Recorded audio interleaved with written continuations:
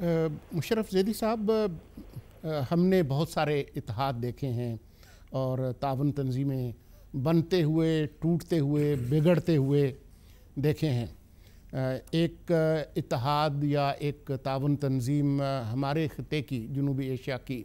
SAARC بھی تھی، اور ہم نے اس کا حشر دیکھا کہ پاکستان اور بھارت کے درمیان جو تنازعات ہیں انہوں نے تقریباً اس کو مفلوج کر کے رکھ دیا ہے۔ تو یہ جو پچھلے ہفتے چینی وزارت خارجہ نے جو اس خواہش کا اظہار کیا کہ امید کرتے ہیں کہ جو نئے جو ارکان آ رہے ہیں ASEAN میں، وہ اچھے پڑوسیوں کی طرح سے رہیں گے اور امن اور تعاون اس کے طور پر کریں گے، کہیں جو سارک کا جو تجربہ ہے منفی، اس کا شنگھائی تعاون تنظیم پر اثر تو نہیں ہوگا؟ بیک وقت بہت ساری چیزیں ہو رہی ہیں، پراکسی لڑائیاں بھی اس خطے میں ہو رہی ہیں، اور ساتھ ہی یہ آپ دیکھ رہے ہیں کہ پاکستان اور بھارت کو مکمل رکنیت بھی ملی ہے۔ آپ کیسے دیکھ رہے ہیں اس کو؟ بڑا عجیب ایک مشکل موڑ پہ میں سمجھتا ہوں پاکستان اور اس کی خارجہ پالیسی اس وقت کھڑی ہوئی ہے۔ اس کی بڑی وجہ یہ ہے کہ پاکستان کی خارجہ پالیسی 1947 سے لے کے اب تک اس کا ایک شاید سب سے اہم ستون جو ہے وہ ہے ملٹی لیٹرلزم، یعنی کہ اس طور طریقے پہ یقین رکھنا کہ مشترکہ طور پہ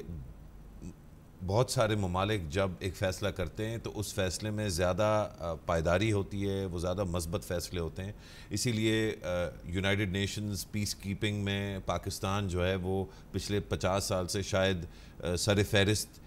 یا دوسرے یا تیسرے نمبر پہ رہا ہے in terms of its contribution to the UN۔ اسی لیے ہمیشہ پاکستان نے چیپٹر 7 جیسی چیزوں سے گریز کرنے کی کوشش کی ہے۔ ہمیشہ کشمیر کا جو معاملہ ہے اس کا جب بھی چاہے شیخ صاحب ہوں چاہے اور جتنے بھی ہمارے جو گریٹ ڈپلومیٹس ہیں، انہوں نے ہمیشہ UN سیکیورٹی کاؤنسل ریزولوشنز کو استعمال کیا ہے، کیونکہ ہمارا یقین ہے کہ multilateralism is better than bilateralism. اس کی ایک اور وجہ بھی ہے، جو بھی ممالک ایک بڑے ملک کے بالکل برابر رہتے ہیں اور ان کے ساتھ ایک متنازع قسم کی ریلیشن شپ ہوتی ہے، تو ان ممالک کا اکثر یہی وہ ہوتا ہے قول و فعل کہ وہ چاہتے ہیں کہ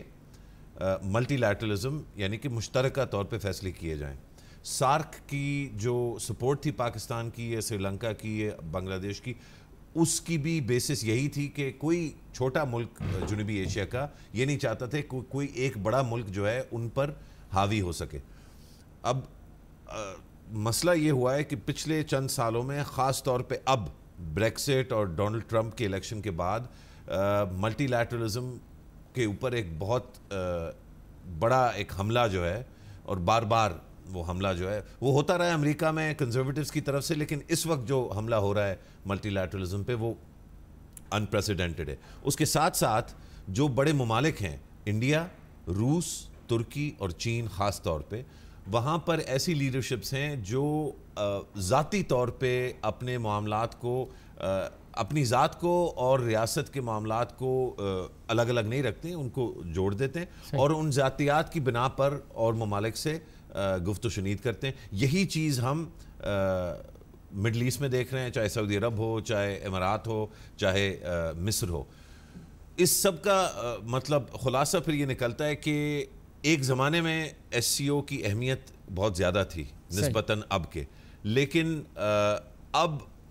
زیادہ فائدہ کسی بھی بین الاقوامی اس طرح کی آرگنائزیشن کا زیادہ فائدہ وہ ممالک اٹھا سکتے ہیں جن کا اپنی انفرادی طور پہ ایز اے کنٹری وہ اپنی جو آبجیکٹیوز ہیں، اپنے گولز ہیں، وہ بڑے ان کو کلیئر ہوں اور ان کو وہ حاصل کرنے آتے ہوں۔